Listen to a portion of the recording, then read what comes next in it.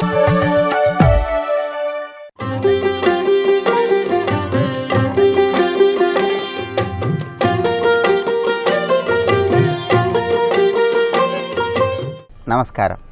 ప్రేక్షకులందరికీ శుభోదయం.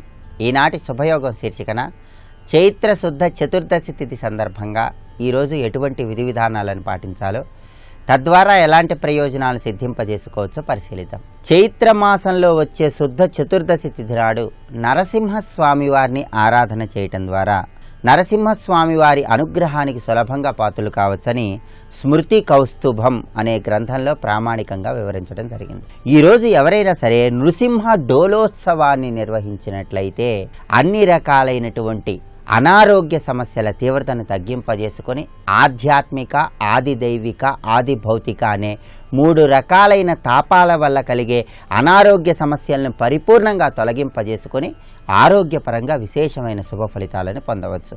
అంతఃశత్రు బాధల తీవ్రతను తగ్గింపజేసుకోవటానికి, కుజదోష తీవ్రతను తగ్గింపజేసుకోవటానికి కూడా ఈరోజు నరసింహస్వామి వారిని ఆరాధన చేయటం, నృసింహ డోలోత్సవాన్ని నిర్వహించటం విశేషమైనటువంటి శుభ ఫలితాలను కలిగింపజేస్తుంది. ఈరోజు మీ గృహంలో నరసింహస్వామి వారి చిత్రపటానికి ఎర్రటి మందార పూలతో పూజా కార్యక్రమాన్ని నిర్వహిస్తూ ఓం నమో నారసింహాయ అనే మంత్రాన్ని మనస్ఫూర్తిగా జపించుకోండి. అలాగే నరసింహస్వామి వారి ప్రీతి కోసం నువ్వుల నూనెతో కానీ ఆవ నూనెతో కానీ దీపారాధన చేయండి. నరసింహస్వామి వారికి వడపప్పు, పానకం నివేదించి వాటిని కుటుంబంలో సభ్యులందరూ ప్రసాదంగా స్వీకరించండి. ఇలా చేస్తే చక్కటి శుభ ఫలితాలు కలుగుతాయి. అలాగే సాయంత్రం సమయంలో, సంధ్యా సమయంలో మీ గృహంలో నరసింహస్వామి వారి విగ్రహాన్ని కానీ చిత్రపటాన్ని కానీ ఊయలలో ఉంచి స్వామివారి డోలోత్సవాన్ని నిర్వహించండి.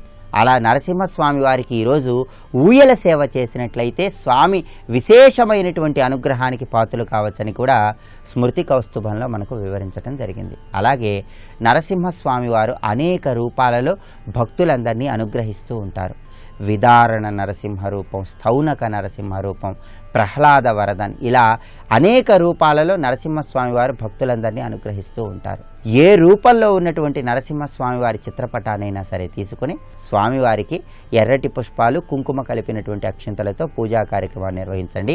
వీలైతే ఈరోజు లక్ష్మీ నృసింహ కరావలంబ స్తోత్రాన్ని పారాయణ చేయండి. లక్ష్మీ నృసింహ కరావలంబ స్తోత్రం చదువుకుంటే నరసింహస్వామి వారి అనుగ్రహం ద్వారా వృత్తి, ఉద్యోగ, వ్యాపారాల్లో విశేషంగా రాణించటానికి, సంఘంలో గౌరవ మర్యాదలు, కీర్తి ప్రతిష్టలు పెంపొందింపజేసుకోవటానికి, పరిపూర్ణంగా రుణ బాధలు, అంతఃశత్రు బాధలు తొలగింపజేసుకోవటానికి ఆస్కారం ఎంతగానో ఉంది. అలాగే ఉగ్రం వీరం మహావిష్ణుం జ్వలంతం సర్వతోముఖం నృసింహం భీషణం భద్రం మృత్యోర్మృత్యుం నమామ్యహం. ఇది నరసింహస్వామి వారికి ప్రీతిపాత్రమైనటువంటి శ్లోకం.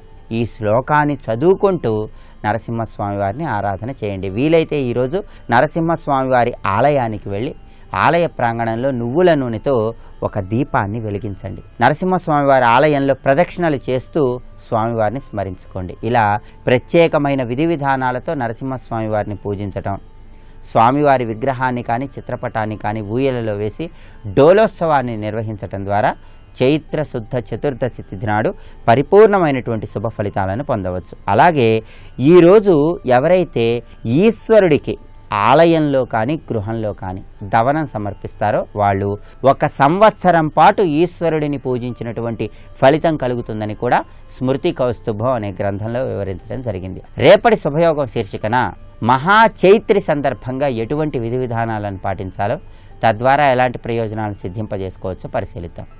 నమస్కారం.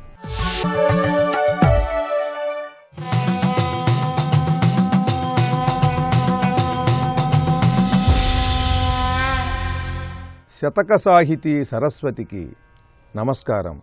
కామితార్థములిచ్చు కామధేనువు కల్గ వెలపెట్టి గోవుల వెదుగనేలా మరణంబు లేకుండా మందు కలిగుండగా సభ్యులయ్యమునికి జడియనేలా కళ్యాణమొసగెడి కల్పవృక్షముగల్గా వనపుష్పఫలముల వాంఛయేల అమరుల గబ్బని అమృతంబు సేవించి మధుర సంబుల మీద మమతయేలా తారతమ్యంబులి రీతి తథ్యమనుచు భజన చేతురు మిమ్ముల బ్రహ్మవిధులు స్తుతులు చేయుదురెప్పుడు సురలు కూడి రామతారక దశరథ రాజతనయ.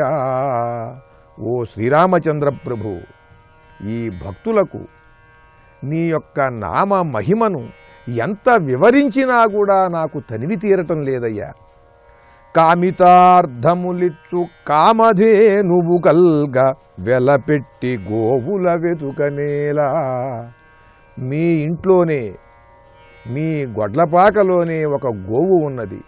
ఆ గోవు ఏమిటంటే పరమ సాధువు, అది కామధేనువు. నీ కోరిన కోరికలన్నింటినీ కూడా తీరుస్తుంది ఆ ధేనువు. అది నువ్వు తెలుసుకోక ఆ కామధేనువుని వదిలి ఎక్కడెక్కడ సంతలు జరుగుతున్నాయో ఆయా ఊళ్ళకి వెళ్ళి బేరాలాడి వేరే ఆవుల్ని కొనుక్కుని తెచ్చుకోవటం ఎందుకయ్యా? ఆ ఆవులన్నీ కూడా పాలిస్తాయి. కానీ నీ ఇంట్లో నీకు దగ్గరలో ఉన్నటువంటి ఈ కామధేనువు ఇది అన్ని కోరికలను తీరుస్తుంది. కనుక ఈ రామనామము అనేటువంటిది కామధేనువు. రామ అనే 2 అక్షరాలను క్లిష్టమైనవి కావు. నాలుక తిరగదు, పలకటానికి అనటానికి లేదు. అటువంటి ఈ రామనామాన్ని నువ్వు జపించినట్లయితే, స్మరించినట్లయితే, రాసినట్లయితే నీకు అన్ని కోరికలు కూడా ఈ రామనామ ఫలం చేకూరుస్తుందయ్యా. కామితార్థములిచ్చు కామధేనువు కల్గ వెలపెట్టి గోవుల వెదకనేలా అంటూ భక్తులకు తెలియజేస్తున్నారు అజ్ఞాత కవి, రామభక్తి తత్పరులు. మరణంబు లేకుండా మందుగల్గుండగా సభ్యులై యమునికి జడియనేలా. ఒక మృత్యుంజయ రసాయనం ఉన్నది, ఒక సంజీవిని మూలిక ఉన్నది.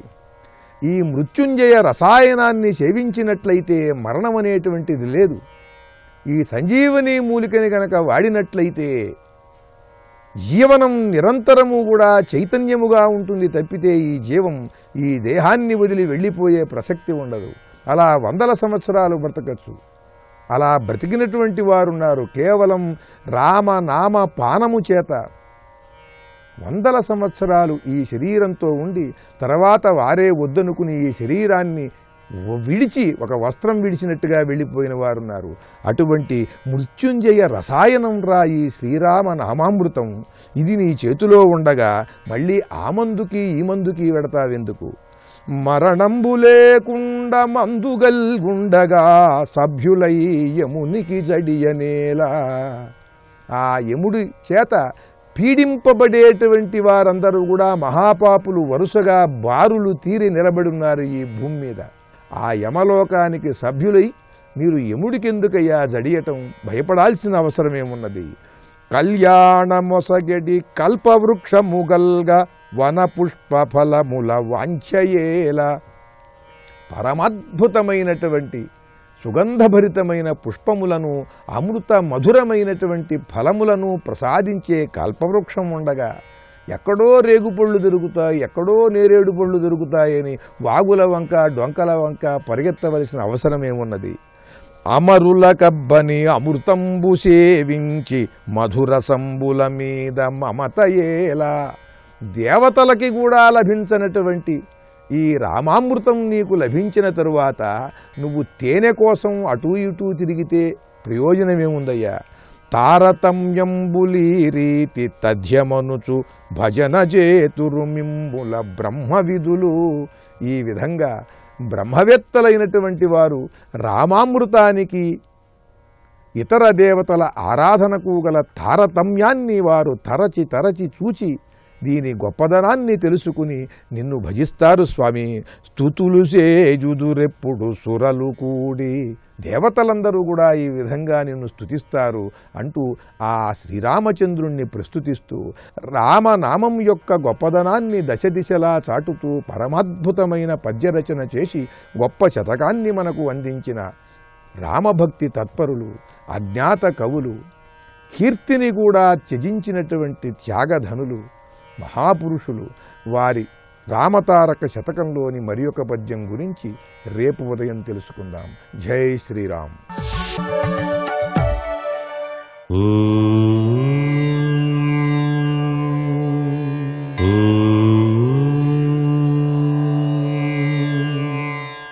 ఓం నమో నారాయణాయ. ఓం నమః శివాయ. శ్రీమాత్రే నమః. ఈరోజు సోమవారం. ఈ యొక్క శివాభిషేకంలో భాగంగా జీవన్ముక్తిని కోరుకునేటువంటి ప్రతి వ్యక్తి 6 రకాలైనటువంటి లింగాలను నిత్యం కూడా ఆరాధన చేయాలని అంటోంది శాస్త్రం. ఎట్లాగంటే గురువు శరీరమును అకారలింగంగా, ఉత్సవాల్లో ఊరేగించేటువంటి లింగాన్ని ఉకారలింగమని, ఓంకారమును ధ్వనిలింగమని, స్వయంభూలింగాన్ని నాదలింగము అని చెప్పేసి, యంత్రమును బిందులింగమని, ప్రతిష్టలింగాన్ని ఉకారలింగమని చెబుతూ ఉంటారు. ఈ 6 లింగాలని కూడా నిత్యం గనక పూజ చేసినట్లయితే జీవన్ముక్తి కలుగుతుంది. అందుచేతనే శివారాధన చేసేటువంటి వాళ్ళు తన శరీరాన్ని కూడాను రుద్రునిగా భావన చేసి అభిషేకం చేయాలి. అంటే అంగన్యాస కరన్యాసాలు చెబుతూ ఈ శరీరమే శివుడుగా భావన చేసి నమక చమక పారాయణాదులతో ఆ జీవన్ముక్తిని సాధింపచేసుకోవటానికి శివాయ నమః అంటూ పరమేశ్వరుణ్ణి ఆరాధన చేసేటువంటి భారతీయ సనాతన సంస్కృతి సంప్రదాయం మనది. అందుకే ఈ శరీరం శాశ్వతం కాదు, ఆత్మ శాశ్వతమైంది. ఈ శరీరాన్ని పట్టుకుని ఉన్నటువంటి ఆత్మ పరమాత్మను చేరినప్పటికీ ఈ శరీరం వదిలిన తర్వాత కూడాను వాటికి ఆచరించేటువంటి వివిధ రకాలైనటువంటి కర్మల వెనకాల కూడాను పరంధాముడైనటువంటి పరమేశ్వరుని యొక్క నమక చమక పారాయణాదులు తప్పనిసరిగా ఆ యొక్క కర్మకాండంలో కూడా వచ్చి తీరుతాయి. అందుచేతనే శివుడు అనుక్షణం కూడాను జీవాత్మను రక్షించేటువంటి అమృతమూర్తి అని చెప్పేసి శాస్త్రం. అందుకే ఆ పరంధాముని యొక్క నామస్మరణ ఏ వ్యక్తి అయితే నిత్యం ధ్యానం చేస్తూ ఉంటాడో అతడు శివ సాయుధ్యాన్ని సాధింపచేసుకోవడానికి ఆస్కారం ఎక్కువగా ఉంటుంది సుమా అని చెప్పేసి, మన శరీరంలో కలిగేటువంటి ఉచ్ఛ్వాస నిశ్వాసాలు కూడాను సోహం అనేటువంటి తత్వంలో ఆ విధంగా ప్రసరిస్తూ ఉంటాయి. అందుకనే సోహం అనేటువంటి మంత్రాన్ని కూడాను శివ ఆరాధనలో తప్పనిసరిగా ఉపయోగించేటువంటి సాంప్రదాయం కూడా ఉంది. సర్వే జనా సుఖినో భవంతు.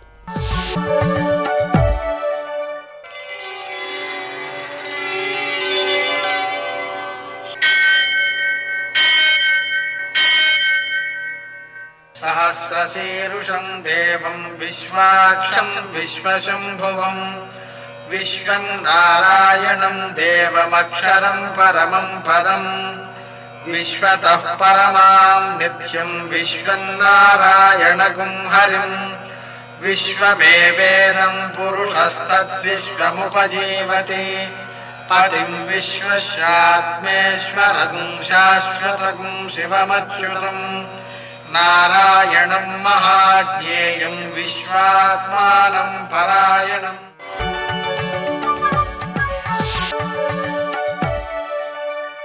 सूर्यशौर्यमथेन्दुरिन्द्रपदवी सन्मङ्गलं मङ्गलम्. మృత్యుంజయాయ రుద్రాయ నీలకంఠాయ సంభవే అమృతేశాయ సర్వాయ మహాదేవాయ తే నమః.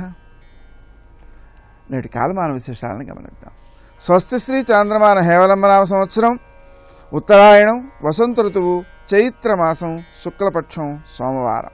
సూర్యోదయం 6:07 సూర్యాస్తమయం 6:27 తిథి చతుర్దశి ఉదయం 10:24 వరకు, నక్షత్రం హస్త రాత్రి 3:37 వరకు, వర్జం ఉదయం 10:54 నుంచి మధ్యాహ్నం 12:37 వరకు, దుర్ముహూర్తం మధ్యాహ్నం 12:42 నుంచి 1:31 వరకు, మరల మధ్యాహ్నం 3:10 నుంచి 3:59 వరకు, అమృతకాలం రాత్రి 9:11 నుంచి 10:54 వరకు, రాహుకాలం సోమవారం కాబట్టి ఉదయం 7:30 నుంచి 9 గంటల వరకు, అష్టకవర్గు రీత్యా శుభప్రదమైన సమయం ఉదయం 10 గంటలకి.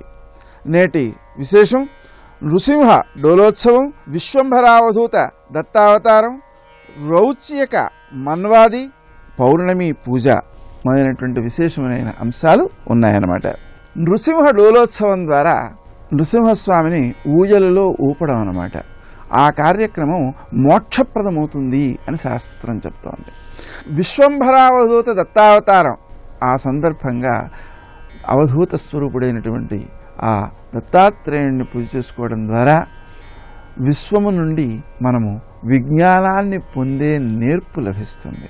రౌచ్యక మన్వాది సందర్భంగా స్నాన దాన జపాదికము పితృదేవత ఆరాధన మనకు జీవితంలో ఉత్తమ సత్ఫలితాలను అందిస్తాయి. రాత్రి పూర్ణిమ ఉన్నందువలన పూర్ణిమ పూజకు సందర్భంగా చంద్రుణ్ణి ఆరాధించడం ద్వారా మానసిక ప్రశాంతిని, మానసిక ఆరోగ్యాన్ని, విశేషించి చక్కని ఆలోచనలను, మన శ్రేయస్సును మనం కలిగించుకునేలాగా మన ఆలోచనలను తీర్చిదిద్దుకునే అవకాశాన్ని ఇస్తుంది. నేటి ఆణిముత్యాలు.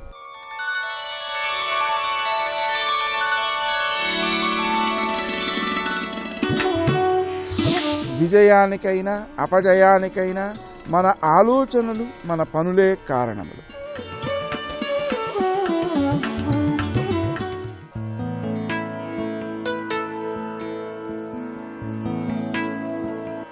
నిన్ను నీవే తెలుసుకోవడానికి, గెలుచుకోవడానికి కష్టం ఎప్పుడూ ఒక అవకాశమే.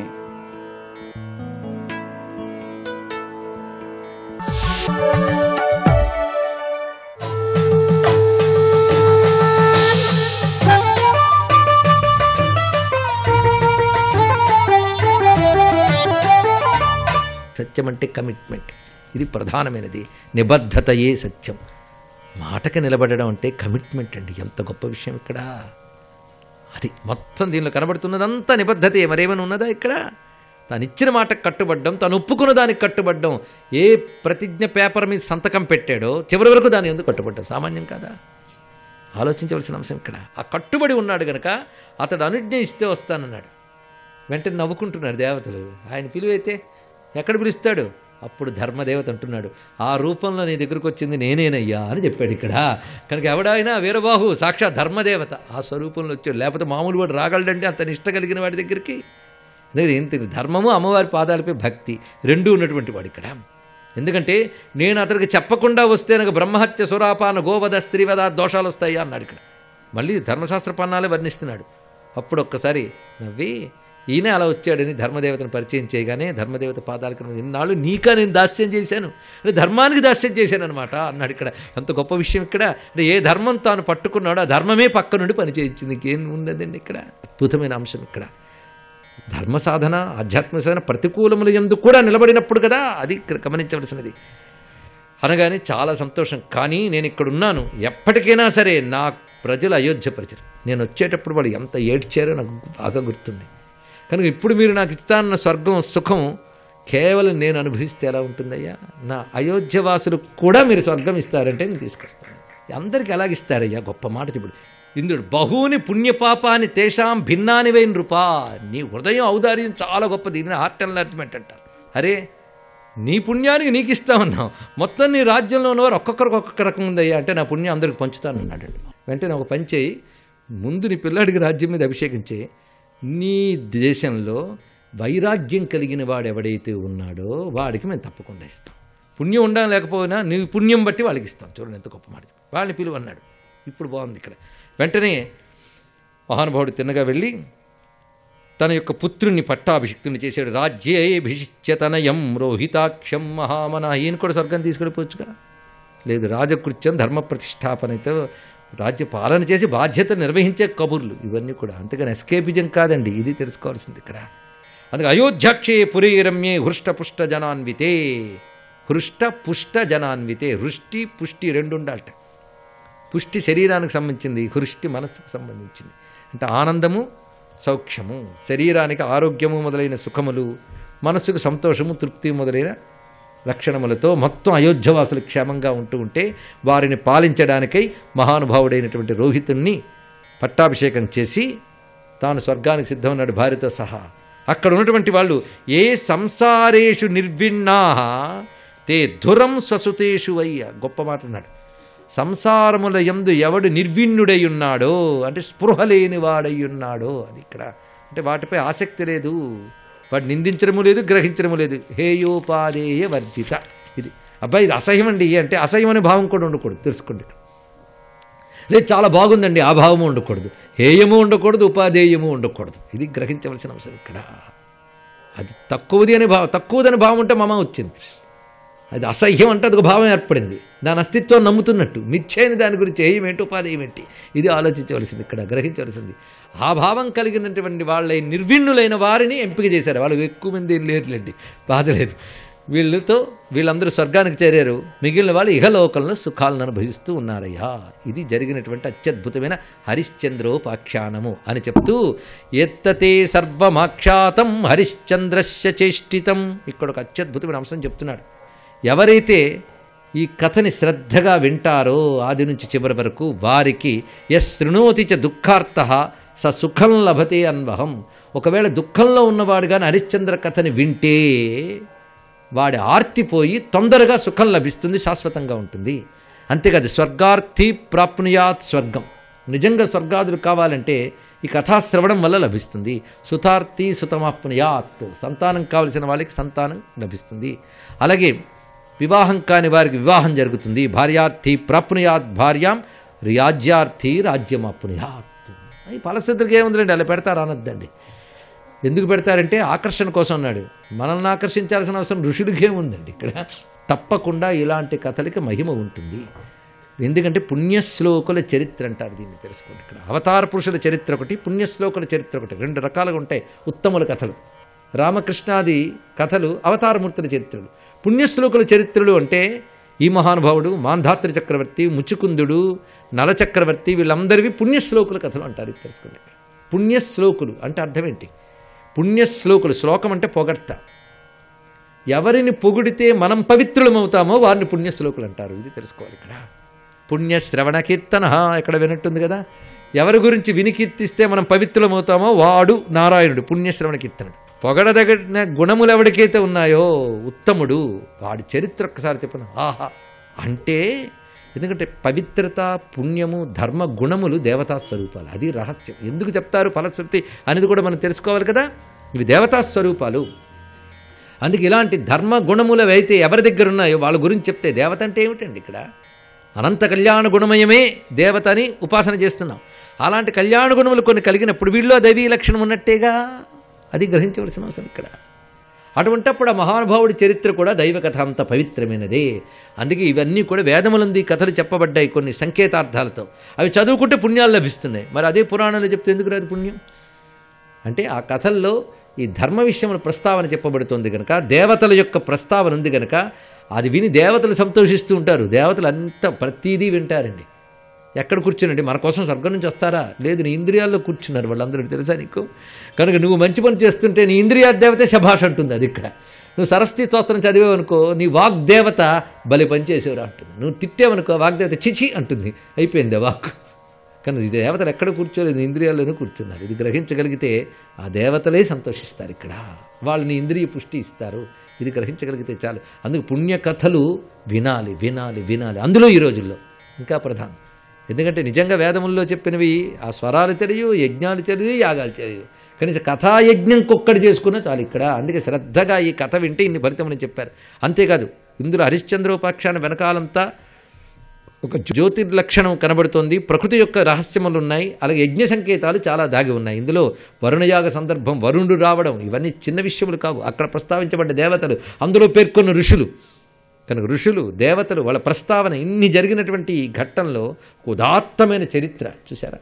అందుకే మన దేశంలో పేరంటాలు దేవతలు ఉంటారు, సమ్మక్క సారక్క వీళ్ళందరినీ మనం కొలుచుకుంటాం. ఏం లేదు, ఒక త్యాగం, ఒక ధర్మం ఎక్కడుంటుందో అది దేవతా స్వరూపం అవుతుంది తెలుసుకోండి. ఇక్కడ అది చూపిస్తున్నాడు. ఇక్కడ దానిలో దివ్యత్వం అక్కడ పూజ్యార్హం అవుతుంది. అది రహస్యం ఇక్కడ. అలాంటిది ఇంత మహానుభావుడు ఎవరైతే ఉత్తమ లోకాల్లో ఉంటారో వాళ్ళ పుణ్యముల చేత వాళ్ళని మనం ఇక్కడ కీర్తించుకుంటే మనకు సద్గతి లభిస్తుందండి. ఇక్కడ అది రహస్యం.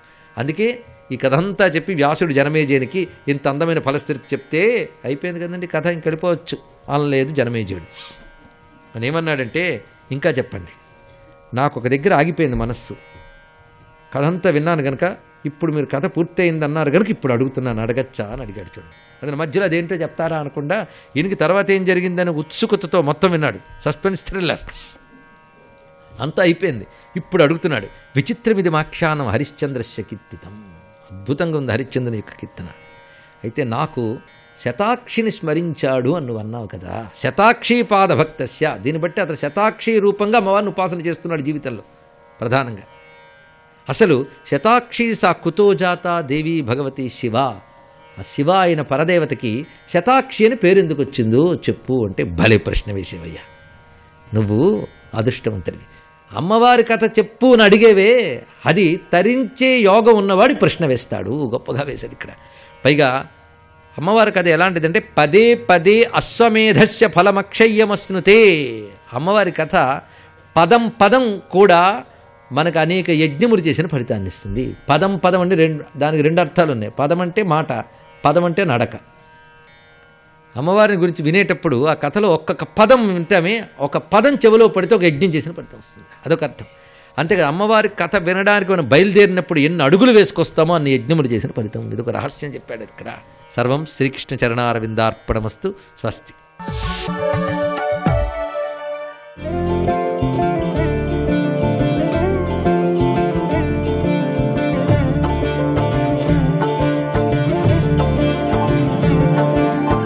శోకో నాశయితే ధైర్యం. అపారమైన దుఃఖమునకు వశుడైన వాడు ధైర్యాన్ని కోల్పోతాడు. అపారమైన దుఃఖంలో ఉన్నవాడు పెద్దల దగ్గర ఏం నేర్చుకున్నాడో అది మరిచిపోతాడు. శోకో నాశయితే సర్వం. శోకము వలన సర్వము నశించిపోతుంది. నాస్తి శోక సమోరిపు. శోకముతో సమానమైన శత్రువు లేడు. ఏదీ జ్ఞాపకం రాకుండా చేస్తుంది. సీతమ్మ తల్లి అంతటి మహాతల్లి నోటి వెంట ఈ మాట వచ్చింది. లక్ష్మణస్వామి వెళ్ళిపోయారు. లక్ష్మణస్వామి వెళ్ళిపోయారు, సీతాపహరణం జరిగిపోయింది. సీతాపహరణం జరిగిపోయింది, రామలక్ష్మణులు తిరిగి వచ్చారు. తిరిగి వచ్చిన తరువాత అయ్య బాబోయ్, అసలు అరణ్యకాండలో రామచంద్రమూర్తి యొక్క బాధ మనం చదవలేము. ఎంత ఏడిచాడో, పర్వతాల్ని పిలిచాడు, గోదావరిని పిలిచాడు, పర్ణశాలంతా పరిగెత్తాడు, గోదావరి తీరంలో పరిగెత్తాడు. ఆయనకి భార్య పట్ల అంత ప్రేమ. ఒక పురుషుడికి భార్య మీద అంత ప్రేమ ఉండడం దోషభూయిష్టం కాదు. తిరిగాడు తిరిగాడు తిరిగాడు, వెతికాడు వెతికాడు, వచ్చాడు. ఎక్కడ లేని కోపం వచ్చింది. నేను అందుకే మీతో మనవి చేస్తాను, నరుడి కథ కిందే చదవండి. అప్పుడు కూడా శాంతమూర్తిగా ఉంటే ఆ రామాయణానికి అర్థం లేదు. అప్పుడు రాముడికి కోపం వచ్చి తీరాలి. ఆయన అన్నాడు, నా ఓర్పుని భూతములు చేతకానివిగా చూసేయి. గోదావరి బదులు చెప్పలేదు, రావణునికి భయపడి. దేవతలు బాలకాండలో చెప్పారు, నైనం సూర్య ప్రతిపతి వార్ష్వే వాలిన మారుత చిలోర్మిమాలీతం దృష్ట్వా సముద్రోపి నకంపతే అన్నారు. రావణాసురుడు సముద్రపు టొడ్డుకెళ్ళి ఇలా నిలబడి చూస్తే సముద్రంలో తరంగాలు రావు, చెరువులైపోతుంది. భయం. వడగాడ్పు వీచవలసినటువంటి సమయంలో గ్రీష్మ ఋతువులో రావణాసురుడు ఇలా చూస్తే గాలి చల్లబడిపోతుంది. పంచభూతములను శాసిస్తున్నాడు, సృష్టిని తనకి అనుకూలంగా తిప్పుకుంటున్నాడు తపశ్శక్తితో. మరి శిక్షించరా అని అడిగారు. అప్పుడు రామావతారం వచ్చింది. అంత భయం రావణుడంటే లోకానికంతటికి. అందుకే గోదావరి కూడా చెప్పలేదు. ఏ మాటకైనా జవాబు చెప్పిన ఒక్కటే. రాముని ఏడుపు చూసి తమ కన్నులు కారుస్తూ సాధుమృగాలన్నీ దక్షిణ దిక్కుని చూపిస్తూ పరిగెత్తాయి. ఇలా ఎత్తుకుపోయారు సీతమ్మని అని చెప్పడానికి. కాబట్టి మహానుభావుడు అంత ఏడిచి కోపం వచ్చి నాకు ఒక్కళ్ళు జవాబు చెప్పట్లేదు, చేతకాని వాడిని అనుకుంటున్నారు, నా ఓర్పుని సరిగా అర్థం చేసుకోలేదు. లక్ష్మణ, నా వంటి వాని యొక్క ఓర్పుని చేతకానితనంగా లోకం భావించింది కనుక దేవదానవులు కాదు ఏ భూతము కదలడానికి వీలు లేకుండా నా నారాచ బాణములతో బంధిస్తున్నాను ప్రపంచాన్నంతటినీ. ఇక భూతములు కదలవు, దేవతలు కూడా కదలరన్నాడు. అంతే, లక్ష్మణస్వామి కాళ్ళ మీద పడిపోయాడు, అన్నయ్య కాళ్ళ మీద. అన్నయ్య, పురాభూత్వా మృదుద్వాంత సర్వభూతహితే రత నక్రోధవశమాపన్న ప్రకృతిం మాతుమర్హసి. అన్నయ్య, నీ మనస్సు మెత్తటిది, నువ్వు ఎప్పుడూ సర్వభూతముల యొక్క హితమును కాంక్షించేవాడివి. అన్నయ్య, ఇదేమిటి ఇవాళ యావత్ ప్రపంచాన్ని నశింపచేస్తానంటున్నావు, నీ బాణముల చేత లయం చేసేస్తానంటున్నావు. అన్నయ్య, వద్దన్నయ్య, ఏకస్య నాపరాధేన లోకాన్ హంతు విహార్హసి. ఎవడో ఒక్కడు తప్పు చేశాడు, లోకాన్నంతటినీ చంపేస్తానంటా ఏమిటన్నయ్య? మనం పట్టుకుందాం అన్నయ్య తప్పు చేసిన వాణ్ణి. అన్నయ్య, శోకం విడిచిపెట్టు. ఉత్సాహో బలవాన్నార్యా నాస్తుత్సాహత్పరం బలం సోత్సాహ శాస్తి లోకేస్మిన్ నకించితపి దుర్లభం. అన్నయ్య, ఉత్సాహం పొందినవాడు లోకంలో సాధించలేనిదన్నది లేదు. కిష్కింధకాండ, అరణ్యకాండ చివరికి వెళ్ళి కిష్కింధకాండలోకి వెళ్ళి పంపాసరోవరాన్ని చూసి రాముడు ఏడుస్తున్నప్పుడు చెప్తాడు, అన్నయ్య ధైర్యాన్ని పొందు, ఉత్సాహాన్ని పొందు, వెతుకుదాం ఎవరో వాడొక్కడిని చంపేద్దాం, వాడికి మద్దతు పలికిన వాళ్ళని చంపేద్దాం. అంతేకాని అన్నయ్య, అమాయకుల్ని, తెలిసిన వాళ్ళని, తెలియని వాళ్ళని చంపుతావా? అందుక అన్నయ్య నీకు గురువులు విద్యనిచ్చింది? కాళ్ళ మీద పడి ఈ మాట అంటే ఆ పరిస్థితిలో ఇంకొకడైతే ఏమనాలి? తగుదునమ్మా అని చెప్పొచ్చావులేరా, వదిన దగ్గర ఉండరా అన్నాను. వదిన కోపంతో ఏదో అంది, వచ్చేసావా వెనకాతలా, అంతే తప్ప అక్కడ ఉండద్దు నువ్వు, నీ వల్ల కదా ఇదంతా వచ్చింది, పైగా ఇప్పుడు నాకు సలహా చెప్తావా అనాలి. అనలేదు రాముడు. అది రాముడు అంటే.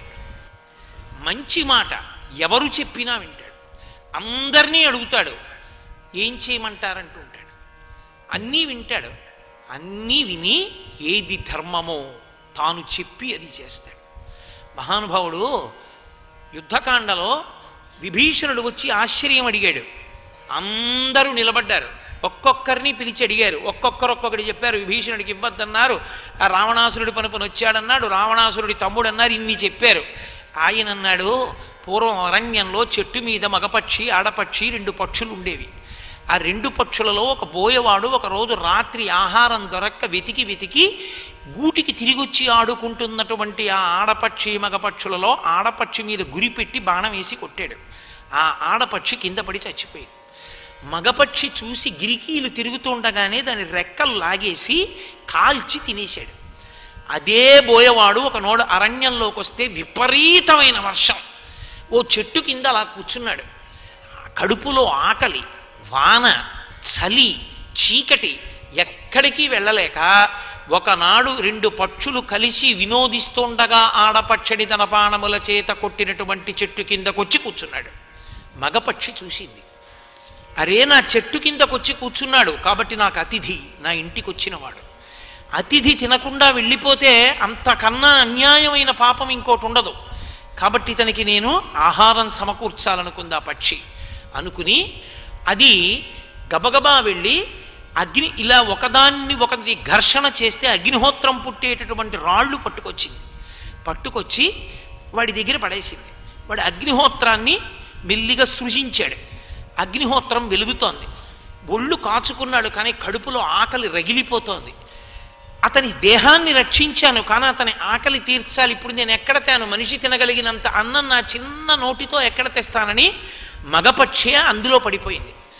ఆ చనిపోయి కాలిపోతున్న పక్షిని బోయవాడు తిని ప్రాణం నిలబెట్టుకున్నాడు. ఒక నోరు లేని పక్షి తాను ఉన్న చెట్టు కిందకి తనకి ఇతపూర్వం అపకారం చేసిన వాడు వస్తే ఉపకారం చేసింది. మనుష్యుడనై పుట్టి దశరథ మహారాజు గారి కుమారుడనై నా దగ్గర ఆశ్రయం పొందుదామని శరణాగతి చేసి వచ్చిన విభీషణుడి యొక్క గుణదోషములను నేను విచారణ చెయ్యనా? వాడు ఎవరైనా కానీ నేను శరణాగతి ఇచ్చేస్తున్నానంతే. ఇప్పుడే కాదు, ఎప్పుడైనా సకృదేవ ప్రపన్నాయ తమాస్మీత జయాచతే అభయం సర్వభూతేభ్యో దదామ్యే తద్వ్రతం మమ. రామా నేను నీవాడనని ఎవరంటాడో వాళ్ళందరికీ నేను శరణాగతిస్తాను, వాళ్ళ పాపములను కడిగేస్తానన్నాడు.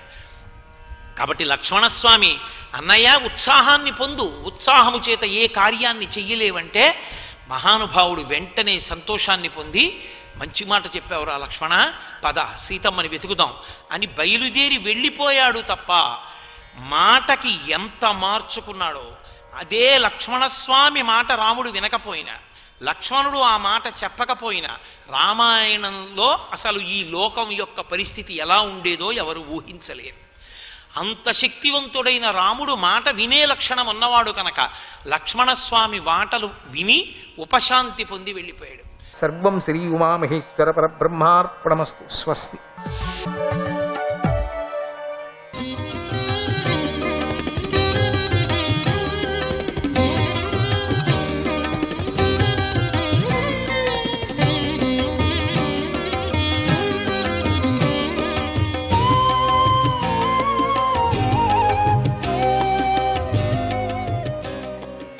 ఉపేంద్రాయ నమః.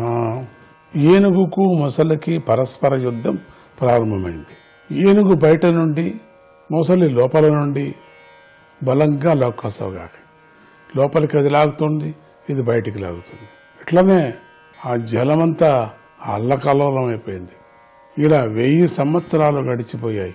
ఇంతటితోనే ఇంతే. ఇది అది లాక్కోవటం, ఇది లాక్కోవటం, అది వదలదు, ఇది వదలదు. దేవతలు ఆ యుద్ధాన్ని చూసి అద్భుతమన్నారు. ఇలా కాలం గడుస్తున్న కొద్దీ నీటిలోకి లాగబడుతున్నటువంటి గజేంద్రుడి మనోబలం, ఇంద్రియాలో ఒక పట్టుదల, ఇంద్రియ పాటవం, శరీరం బలము చాలా వరకు క్షీణించిపోయాయి. పట్టుదల, లోపల ఉండేటువంటి పట్టుదల పోయింది, బలం పోయింది. అదే సమయంలో మొసలికి ఆ 3 అంటే మనోబలం, ఇంద్రియ పాటవం, శరీర బలం మరింత వృద్ధి చెందాయి. దేహాభిమాని అయినటువంటి గజేంద్రుడు ఆ విధంగా చాలా కాలం ప్రయత్నించి కూడా మొసలి పట్టు నుండి తనకు విడిపించుకోలేక స్వాధీనత తప్పిపోయాడు. ఇక ప్రయోజనం లేదు. ఎంతసేనా వదలట, నీళ్లలో అంత బలం ఉంది. ఎక్కడ గజేంద్రుడు ఎంత బలము కోల్పోయాడో అంత బలము రెట్టింపు దానికి ఉంది. అంత బలము రెట్టింపుతో లాగుతుంది కిందికి. ఇంత పెద్ద గజేంద్రుడు తన యొక్క పట్టు వదిలిపోయి తాను ఇంకేది ఓడిపోయేటువంటి పరిస్థితికి వచ్చేసి ఉంది. స్పృహ తప్పింది. ఇక గట్టిగా అరచటం లేదు, మాటలు లేవు. ఇక దప్పిగా ఉంది. ఇక కింద పడుతున్నాడు, స్వాధీనత తప్పిపోయాడు. ఈశ్వరేచ్ఛతో అనుకోకుండా ప్రాణ సంకటాన్ని పొందాడు. అప్పుడు నెమ్మదిగా ఆలోచించి ఇలా ఒక నిశ్చయానికి వచ్చాడు. ప్రాణ సంకటం పొందిన వాడి యొక్క స్థితి నిశ్చయానికి వచ్చాడు. ఆపదలో చిక్కుకున్న నన్ను, నాతో సమానమైన ఈ జగములే మగ ఏనుగులు, అంటే ఈ గజములంతా కూడా మగ ఏనుగులు, అంటే ఇక్కడ ఉండేటువంటి గజములే మగ ఏనుగులు విడిపించలేకపోయాయి కదా. ఇక్కడ ఉండేటువంటి మగ ఏనుగులంతా కూడా కలిసినా కూడా ఎన్ని వేల గజాలు కలిసినా నన్ను విడిపించలేకపోతున్నాయి. ఇక ఆడు ఏనుగులు ఎట్లా విడిపిస్తాయి? విడిపించలేవు. బ్రహ్మదేవుడి మృత్యుపాశము ఆ ముసలి రూపంలో నన్ను బాధించింది. అహం చతం యామి పరంపరాయణం. పశువునే అయినా కూడా నేను ఆ పరమేశ్వరుడినే శరణు వేడుతాను. ఈశ్వరుడే నాకు అన్నింటికీ మించిన అతి గొప్ప ఆశ్రయము. బలశాలి అయినటువంటి మృత్యువు అనే సర్పము భయంకరమైన వేగంతో అంతటా పరిగెత్తుతుంది. దానివల్ల భయపడి అటువంటి సర్వేశ్వరుని మేము శరణు వేడుతున్నాము అని ప్రార్థించాడు గజేంద్రుడు. ఇంతటితో 8వ స్కందంలోని 2వ అధ్యాయం సమాప్తము. ఇక 3వ అధ్యాయం. ఈ అధ్యాయంలో గజేంద్రుడి స్తోత్రము, అతడికి విముక్తి కలిగిన విషయము చెప్పబడింది. శ్రీ సుఖమహర్షి ఇలా చెప్పసాగాడు. భగవంతుడిని శరణు వేడాలని నిశ్చయం చేసుకున్న గజేంద్రుడు తన బుద్ధితో మనస్సును హృదయమందు ఏకాగ్రం చేసి ఉత్తమమైన గొప్ప స్తోత్రాన్ని జపించాడు. అది అతడు పూర్వజన్మలో బాగా అభ్యాసం చేసిన స్తోత్రం. ఓం నమో భగవతే తస్మే యత ఏతచ్చిదాత్మకం పురుషాయాది బీజాయ పరేశాయభి ధీమహి. పూర్ణుడు, సర్వజగత్కారణుడు, సర్వేశ్వరుడు అయినటువంటి ఆ భగవంతుడికి నమస్కారము. చైతన్య రూపంలో నిండిన ఈ జగత్తు ఎవరెవరి నుండి ఆవిర్భవించినదో, ఎవరెవరి నుంచి పుట్టిందో, ఆవిర్భవించిందో ఆయనను మేము ధ్యానిస్తున్నాము. ఈ జగత్తు ఈశ్వరుడి నుండి ప్రకటమై ఈశ్వరుడి యందే మునుగడ సాగిస్తూ ఈశ్వరుడి యందే విలీనమవుతుంది. ఈ ఈశ్వరుడే స్వయంగా ఈ జగద్రూపంగా ఉన్నాడు. కానీ ఈశ్వరుడు ఈ జగత్తుకు, దానికి ఉపాదానమైన మాయాశక్తికి అతీతుడుగా ఉన్నాడు. అటువంటి స్వయం సిద్ధ స్వరూపుడైన భగవంతుడిని శరణు వేడుతున్నాము. ఈ జగత్తు ఈశ్వరుడితో తనయందే తన మాయాశక్తితో ఒకప్పుడు ప్రకటించబడుతుంది, మరొకప్పుడు ఇది విలీనమై మాయాశక్తి రూపంగా ఉంటుంది. శుద్ధ చైతన్య స్వరూపుడైన ఈశ్వరుడు ఈ కార్యకారణాలు రెండిటికీ సాక్షి ఉంటాడు. స్వయం సిద్ధుడు, సర్వ జగత్తుకు కారణమైన మాయాశక్తికి అతీతుడు ఉన్నవాడు అయిన ఆ పరమేశ్వరుడు నన్ను రక్షించుగాక. కానీ సర్వశక్తివంతుడైనటువంటి ఆ పరమేశ్వరుడు దానికి అతీతుడై స్వస్వరూపంతో అధికంగా ప్రకాశిస్తూ ఉంటాడు. ఆ పరమేశ్వరుడి స్వరూపాన్ని దేవతలు, మహర్షులు కూడా తెలుసుకోలేకపోతున్నారు. అటువంటిది నా వంటి అజ్ఞాని అయిన వాడు ఈశ్వర స్వరూపాన్ని తెలుసుకోవటానికి కానీ వర్ణించటానికే అలవిగానేటువంటిది ఇక సమర్థుడు ఎలా అవుతాడు, నేను ఎట్లా అవుతాను? నీ రూపాన్ని ఎవరూ వర్ణించలేరు, నీ తత్వాన్ని, నీ లీలను ఎవరు వర్ణించలేరు. ఇక నేనెట్లా అవుతాను స్వామి? వివిధ రూపాలను ఆ నటించేటువంటి నటుని యొక్క యథార్థతత్వం జనుడు తెలుసుకోలేరు. వీడి నటన చేస్తున్నప్పుడు వీడి యొక్క యథార్థతత్వం ఏది ఉండొచ్చు? నిన్నొక్క మాదిరి చేశాడు, మొన్నొక్క మాదిరి చేశాడు, ఈరోజు ఒక మాదిరి చేస్తాడు, సాయంత్రం ఒక మాదిరి చేస్తున్నాడు. ఎట్లా అసలైన సంగతి, మూల సంగతి, నిజమైన తత్వము ఎట్లా తెలుసుకుంటారు చెప్పండి? మరి ఏది నిజము? పొద్దున ప్రయోగించినటువంటి లీల నిజమా? ఇప్పుడు ప్రయోగించినటువంటి లీల నిజమా? అట్లా కనపడుతున్నాడు కదా. ఏది? అలాగే ఈ ఈశ్వరుడి చరిత్ర తెలుసుకోవటానికి సాధ్యం కానిది. పూర్ణంగా ఈశ్వర చరిత్ర, ఈ మాయా చరిత్ర తెలుసుకోవటానికి ఎవరి నుంచి కూడా సాధ్యం కాదు అని చెప్పేశారు. అని అంటూ అటువంటి ఈశ్వరుడును రక్షించుగాక. ఓ పరమేశ్వరుడి పరమ మంగళ స్వరూపాన్ని సాక్షాత్కరింప చేసుకోవాలనుకునేటువంటి మహర్షులు సంసారంపై గల ఆసక్తిని విడిచిపెడతారు కదా. గొప్ప సదాచారాన్ని పాటిస్తూ సర్వ ప్రాణులను ఆత్మరూపంగా ధరిస్తూ ఉంటారు, దయామయులై ఉంటారు. అడవిలో నిరంతరంగా బ్రహ్మచర్యము మొదలైనటువంటి వ్రతాలను ఆచరిస్తూ ఉంటారు. పరమమంగళుడు, గొప్పవాడైన ఆ పరమేశ్వరుడే నాకు గతి. అచ్యుతాయ నమః.